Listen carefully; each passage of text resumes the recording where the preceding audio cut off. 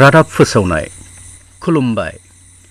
बाक्सा जिल्लानि कक्लाबारि हालामनि सिङाव थानाय 888 नं हाजिरापारा गुदि फरायसालियाव 6 अक्ट'बर 2018 खालार खालि फुंखा थुनलाइयारि मोनसे आड्डा जानानै थाङो।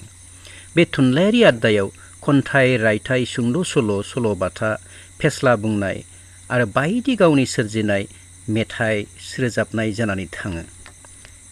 बे लाइमोनफोरनि थुनलाइयारि आड्डायाव हांख्रायजानाय फुंखा सुबुं आरो रायजोबथा बिबान होजानाय गाहाय बिजिरगिरि हिसाबै अनिप बसुमतारी MCLA बिथाङा बाहागो लायो।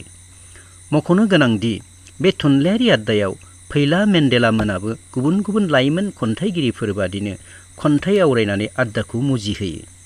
आरोबाव साहित्य एकाडेमि बान्था मोनगिरि पुर्ण ब्रह्म बिथाङाबो खन्थाइ आवरायो आरो बेनिनसिं कसारी बिथाङाबो बे आड्डायाव बाहागो लानानै सुंद' सल' फरायथियो।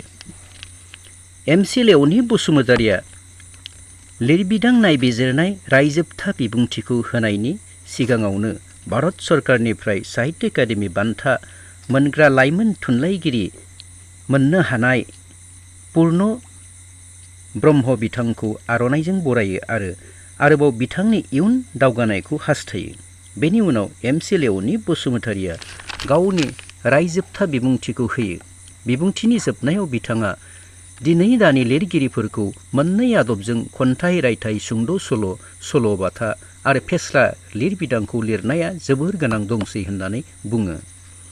बेयो जाबाय थोंजोङै बयबो बुजिनाय आरो गुबुन मोनसेया जाबाय जेथो बहरा सोदोबनि ओंथिजों थुनलाइयारि आगर एरखांनाय। बिदिजों समाज फोसाबनाय आरो समाजाव थुनलाइयारि जौगा थाखोनि जायगा आवग्रिनाय बे मोननैबो आदबजों लिरगिरिफोरखौ थुनलाइयारि सोरजिनायाव जर होनो खावलायो। मख'जाथावदि बे थुनलाइयारि आड्डानि बानजायनाय बिबानखौ मेन्डेलाया बानस'दोंमोन आरो इयुननि थुनलाइयारि बानजायनाय बिबानखौ फैलायाबो हारसिंनो बानस'ना लायो। आरोबाव माब्लाबा बेबादि थुनलाइयारि आड्डानि थाखाय बानजायनायनि आंखाल समाव बिबान बानस'नो MCLA अनिप बसुमतारीया फोसावो।